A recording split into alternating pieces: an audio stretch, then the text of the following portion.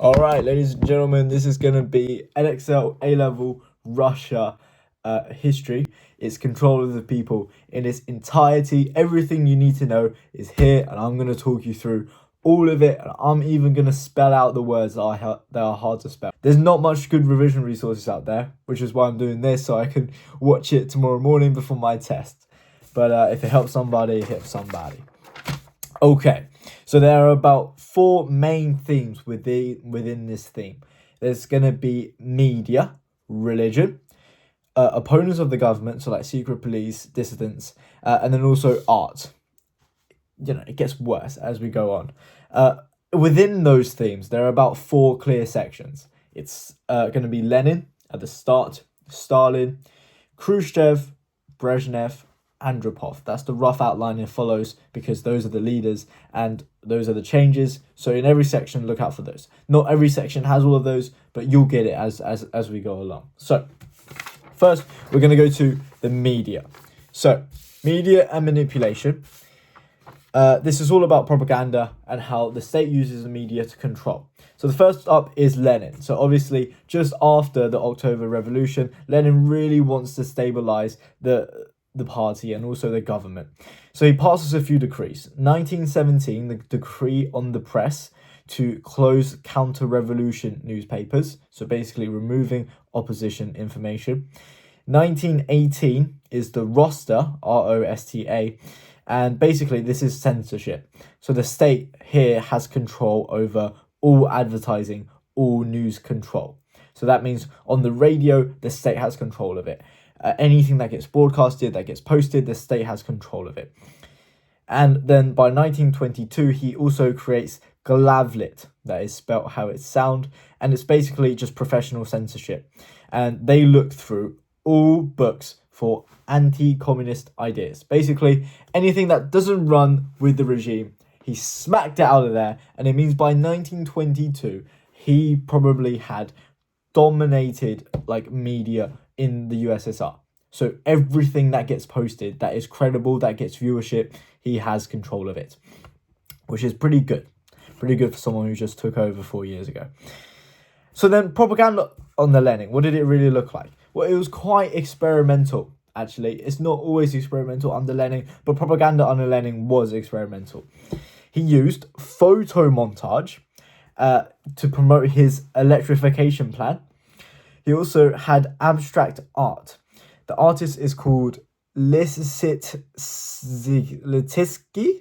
It's Lissitzky. And he was the one that beat the whites with the red wedge. The really weird looking one with the white circle and the red triangle. Search it up. It's pretty memorable and you'll remember it. It's called Beat the Whites with the Red Wedge. And then also Rosta, the one from earlier, 1918, they made cartoons to support the revolution. So pretty new ideas, pretty out there from Lenin.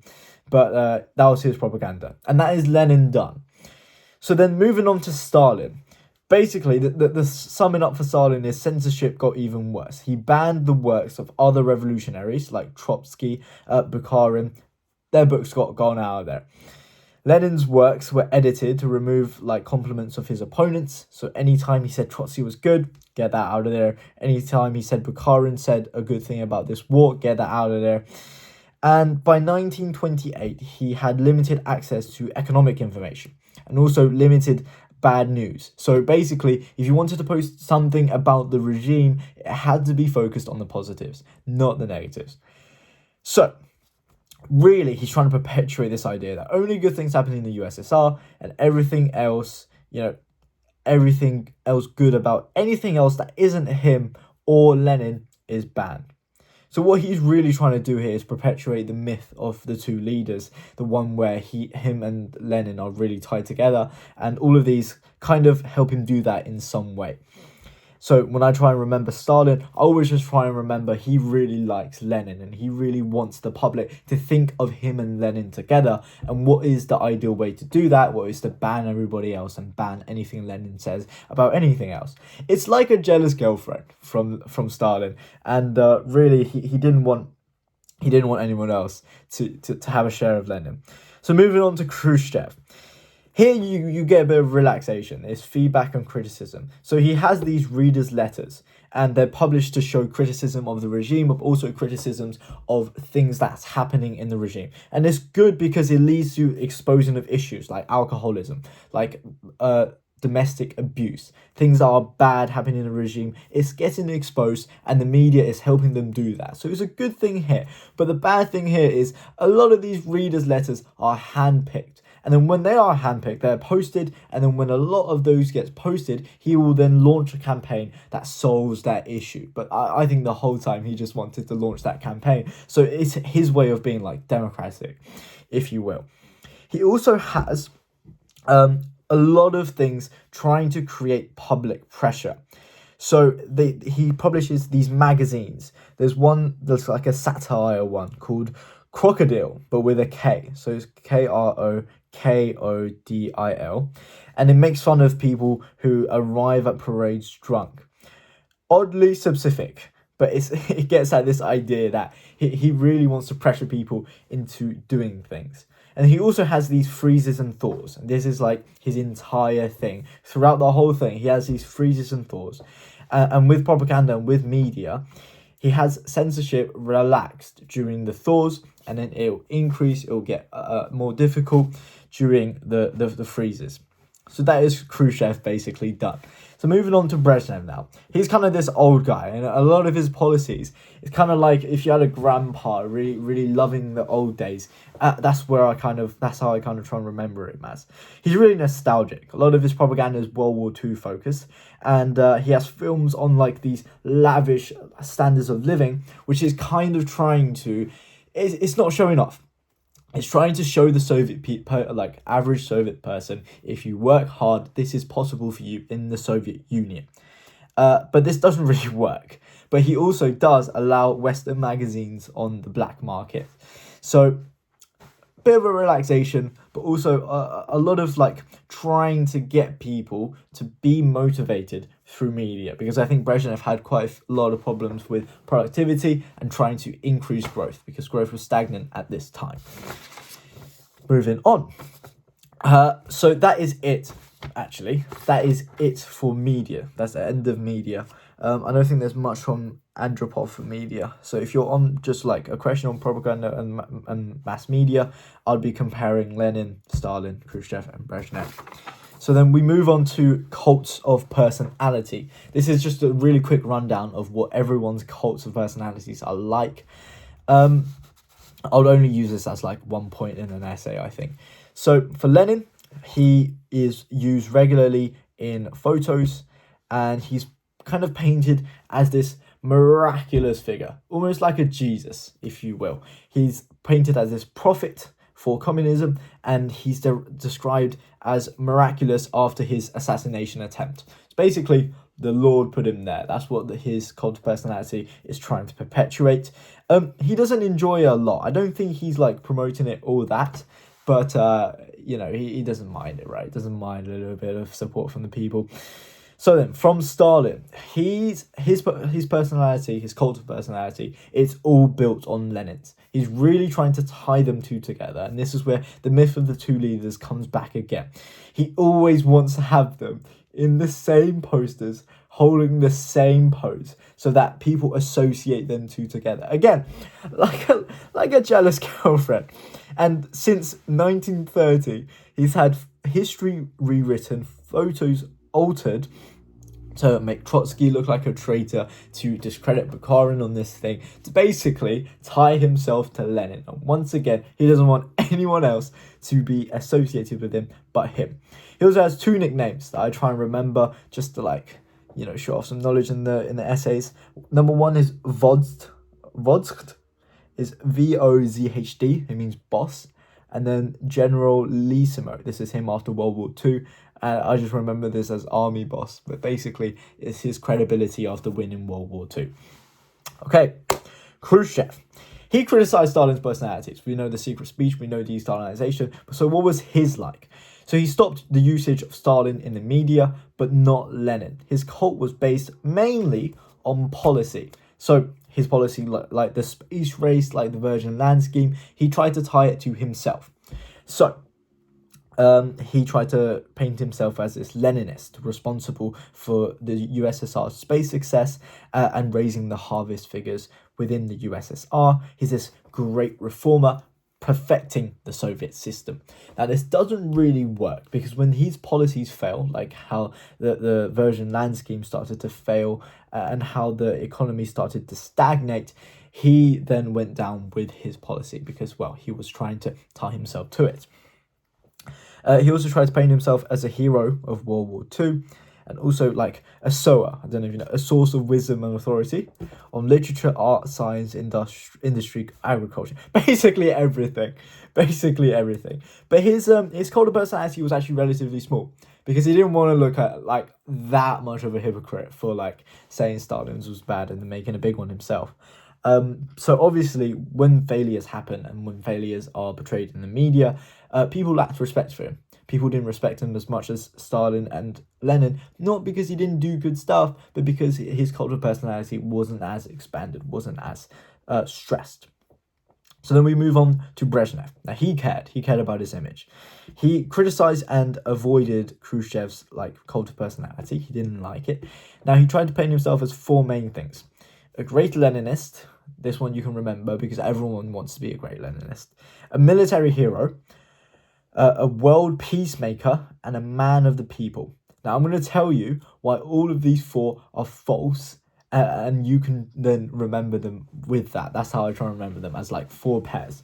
He's not a great Leninist because no one is a great Leninist, because there's no such thing as a great Leninist when you're a leader of the Soviet Union, because you've got to be everything at once. Lenin was pragmatic. He wasn't pragmatic, he just wanted stability. That is in part pragmatic, but I don't think he can like just say he's a great Leninist and then be a great Leninist. Military hero. He invaded military hero. He had 114 military medals, which was fair enough, lots of medals. But a lot of them he didn't qualify for, like his World War II Victor's Medal. He actually didn't qualify for that one, but because he was the leader of the Soviet Union, he gets awarded it anyway. So that is that one false. World peace, he invaded Afghanistan. Less said about that, the better. And man of the people, he lived a really lavish lifestyle. And even though he claims he began in the steel industry, and that might have been true, he's not really a man of the people. He lived in really great conditions, while a lot of his people starved. And also, a lot of the systems were corrupt and people couldn't progress. So, yeah, not really a man of the people when you don't have a meritocracy.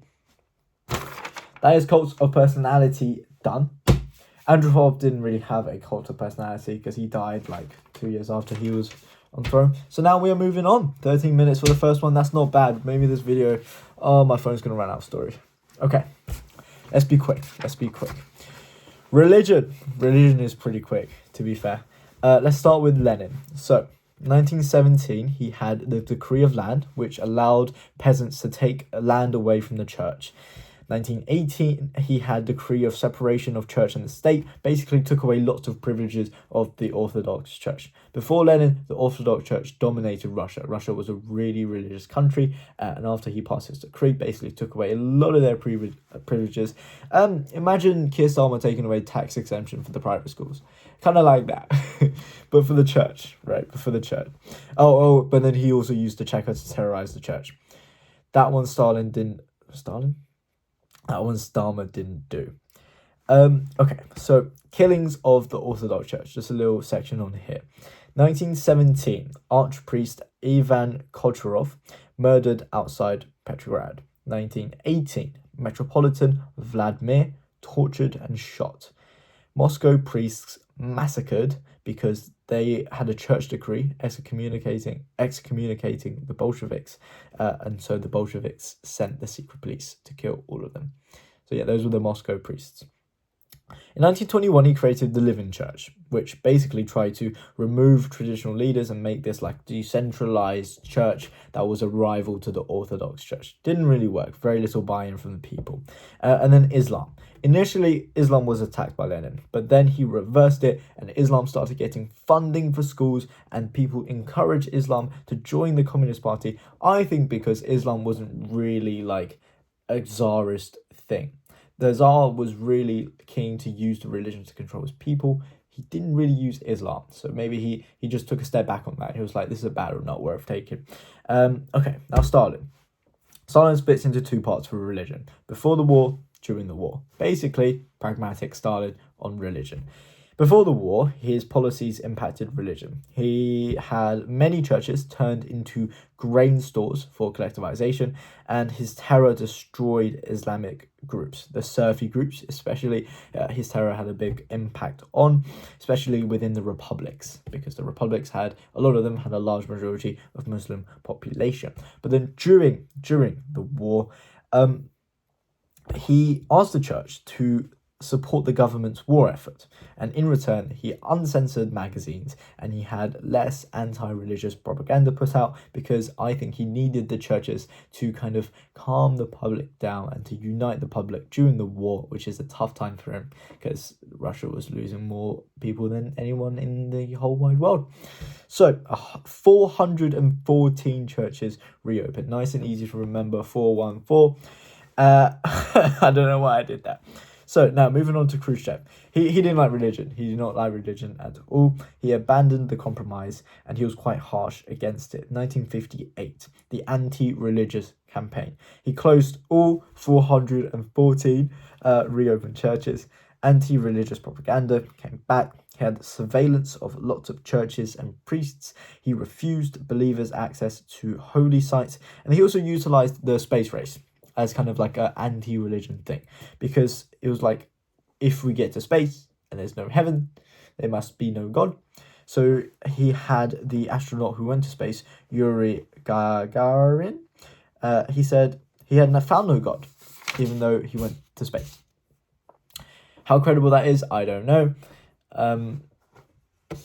How useful that was, I don't know, but it's a good piece of evidence he used to show that Khrushchev did not like religion. So, moving on to Brezhnev. He ended the anti-religious campaigns. He kind of hoped if we just chill and we let science develop, people will see the science and be like, okay, God can't be real because science.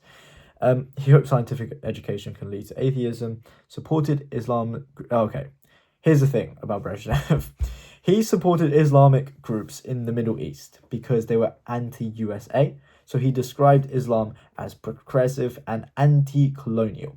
Now, I don't think he actually supported Islam, but it fitted his agenda and it doesn't hurt to hurt the USA a little bit. I think that's how the saying goes. Next is opponents of the government. So this is dissidents. This is Soviet police. This is terror. This is what you think of when you think of control of the people, but actually it's not that much of the thing. So, first section, 1917 to 1928. The 1917, the Cheka was introduced. So Lenin said they were a short-term measure until the power of the party was consolidated, and it was led by Felix Dzerzhinsky. I don't think you need to know that, but there's the name anyway.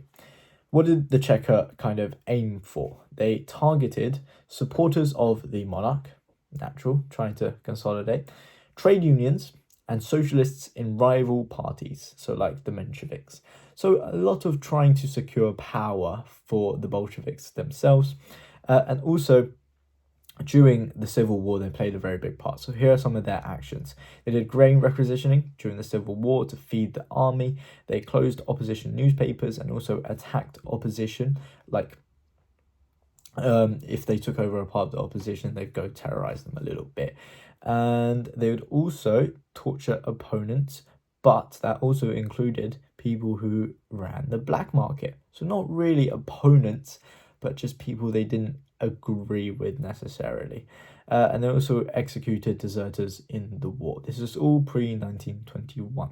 So then after 1921, during the NEP, they attacked the people who were taking advantage of trade. So you know the netmen who took advantage of the NEP and started basically taking stuff from one area, selling it in the other. Capitalists, basically, businessmen. They were tradesmen, and they were targeted because, well, that's capitalists. We don't like capitalists. They also targeted priests, women in Western clothing, and young men listening to Western music. So jazz. Didn't like jazz. Wonder why. So Stalin. Stalin, basically, all you need to know during Stalin is the Great Terror. That's what the main makeup of Stalin is. It's Stalin's terror is the Great Terror, and then after the Great Terror, it's just Beria takes over, and then nothing much happens because Beria kind of weakened the secret police. But that's in a bit. So Great Terror. I'm gonna try and cover this quite quick because we're on 20 minutes now. So, the first part of the terror. The terror is 1934 to 1938, but it's split into two parts. So, there's three people you need to know. Yagoda, Yezhov, Beria. How I remember them? Yagoda is the Japanese fella. He's not Japanese, but he sounds Japanese. He's Yagoda. There's Yezhov. He's the Russian fella. And then Beria is the pedophile. I don't know if I can say that on YouTube. Whatever. So, Yagoda, 1934. He was important in the Great Terror in the first 2 years. So 34, 35, that was Yagoda. He helped Stalin turn the secret police against the state, but he was quite slow at doing it. And a lot of his officers still had respect for the people within the party, within the state. So the purges were slow. Stalin wasn't happy with this. He hated the slow, inefficient purging. When he wants someone gone, he wants someone gone. So then he replaced him with Yezhov, 1936. And this is when Yezhov China happens. It's just Yezhov China, that's the spelling. And Yezhov is Yezov. And this is just the escalation of the terrorists. Yezhov China is like really, really bad terror. So he replaced all of Yagoda's agents with new officers who are willing to torture, willing to target states, willing to do all of these things that they weren't willing to do before. And it led to 10% of adult males being arrested. How crazy is that? That's 1.5 million, 630,000 people deported, 680,000 people executed. And then came the show trial. This is a little bit you'd like to know. It's really easy to remember. Just remember this. 1936, 1937, 1938 were the three show trials. 36 was the trial of the 16, 37 was the trial of the 17, and 38 was the trial of the 21. The trial of the 16 was Zinoviev and his allies, and this was organized by Yagoda.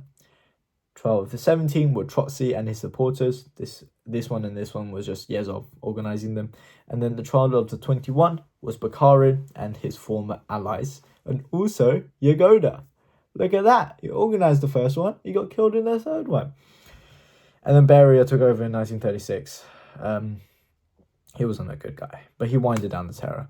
And he kind of weakened the secret police. He weakened the amount of people in captivity of the secret police. He set up commissions to review the political prisoners, and he gave amnesty to short-term non-political prisoners. But he wasn't a good man. Don't think he was a good man.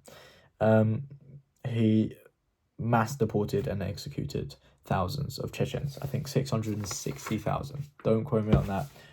Were deported during his time. Oh wait, I forgot the second side. Dissidents of Khrushchev. 1967 to 82. This is Khrushchev's era. This is not Khrushchev. Okay. Basically, Khrushchev wasn't important enough to remember. So this is Andropov. This is Brezhnev's reign. Andropov was the head of the secret police during this reign. He was concerned with the opposition, but he wanted to control rather than oppress. So he didn't want to actively go back and up. He just wanted to control them. So he had secret police target the dissidents individually, and also rejected public methods because they would draw attention, and in a world with increasingly media attention and Western judgment, all of that, he didn't want this attention. So a few ways that he quietly controlled his dissidents. Number one, 100,000 troublemakers were allowed to just leave. Fine. Number two, he sent dissidents to mental asylums. So basically said they were crazy, they needed treatment, sent them off to Azkaban for a year, and then they come back and they're just good. Number three is mass surveillance and warnings. 1970s, 70,000 secret police warnings. Very easy to remember, 70,000 secret police warnings given out to people, basically saying stop being anti-communist. And then number four is make them clean. in the literal sense, he made intellectuals cleaners. Good stuff. It's one way to, get your streets clean. And this meant there was a clear gauge of threat. So he knew, because there was so much surveillance, so much control from the secret police, he knew the threat of the dissidents. But it failed to fully stomp out the opposition. A good example is Andrei Sakharov, the physicist, who was so popular, so big as a dissident, as a opposition in Russia. He was too big to catch. You couldn't kill him without the Western world, without the entire world's press reacting and condoning. So he was just left, and he could do whatever he wants, basically. That's not true. He can do whatever he wants. 1982 to 1985, popular discontent. So Andropov got these reports on the Soviet people. They were not happy during this period, 82 to 85. They were concerned with a few things: the slow improvements in living standards, the food and consumer goods quality, and the corruption within the party. So what this does is it lost their trust in the system, and it led to this thing they named social malaise. Social malaise is a few things. It's alcoholism, it's avoidance of military service, it's low productivity, it's demand for Western goods, black market, and it's a falling birth rate. So this is really bad. And he wanted to deal with this in this way. Andropov had these campaigns: the anti-corruption campaign, the anti-alcohol campaign, and Operation Trawl, Trawl. Anti-corruption was just investigated senior party officials. I think he replaced a lot of people in the Central Committee. I'm not sure, don't quote me. Anti-alcohol, basically people can be sacked for drunkenness. And then Operation Trawl is when the secret police, the KGB, would go out to parks, restaurants, train stations, and they'll look for people who are drunk and not at work, and be like, okay, you drunk, you not at work, you get the hell back to work. But then Andropov became ill after these campaigns. So they were not sustained. They did not work. They sounded great, but because he was sick, not much happened. Last one on art. We're going to speed through art because I hate art. Really, really quickly. In the first period, 1917 to 53, three types of art. There was polycult, avant-garde, and socialist realism. I don't think it was called avant-garde, but that is how it's spelled, so that's how I'm going to say it. Polycult first, Lunacharsky, 1917-1920. It was a proletarian culture movement. They wanted to nurture talent within the working people. So by 1920, they built 300 studios, and they had a magazine called Gorn, Gorn, and the magazine, it showed workers, like working class workers, work. And Lunacharsky hoped workers reflect on their own experiences and create this working class culture. That was wonderful.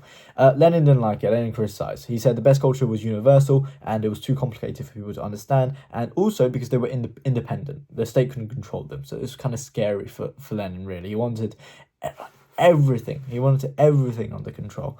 And so 1920 October, the Polycult section lost its independence. The funds were given to traditional arts. A shame. So, avant-garde. It's experimental, revolutionary art. They experimented with chants, shapes, technology, influence of dreams. So woke. They collaborated with communist parties to make propaganda. An example here is Alexander Rodchenko, and he used photo montage, again, to celebrate the revolution.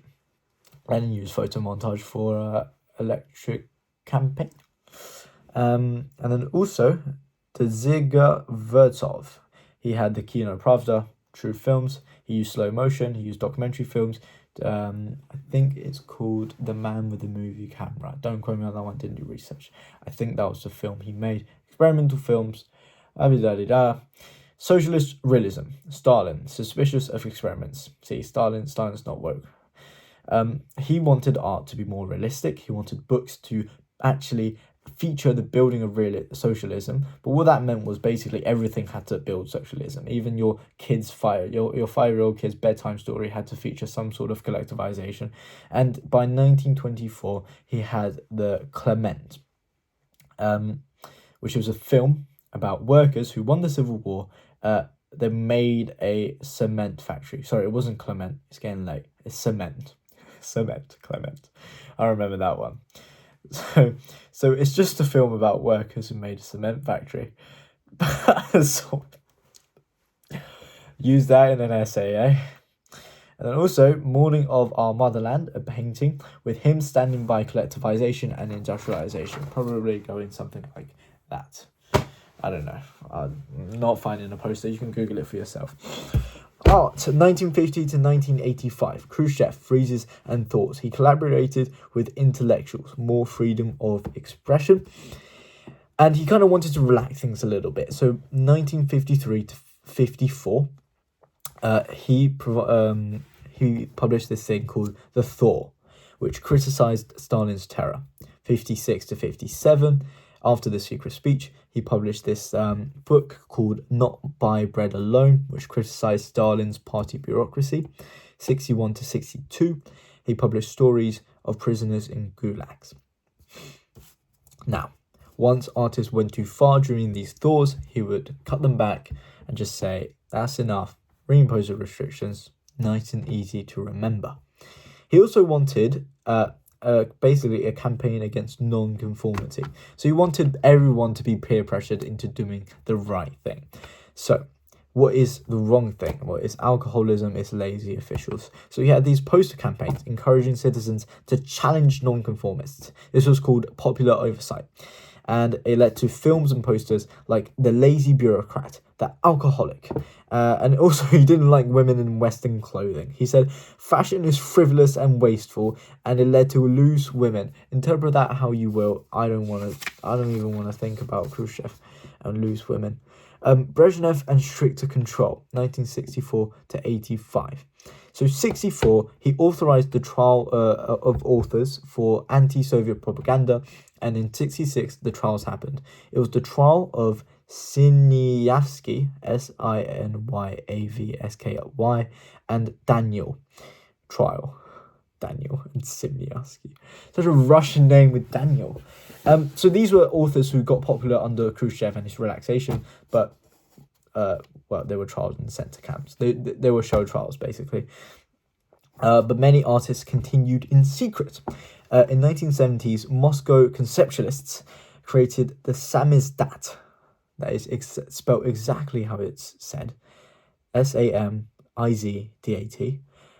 To interpret dull life under communism. I think this was a play.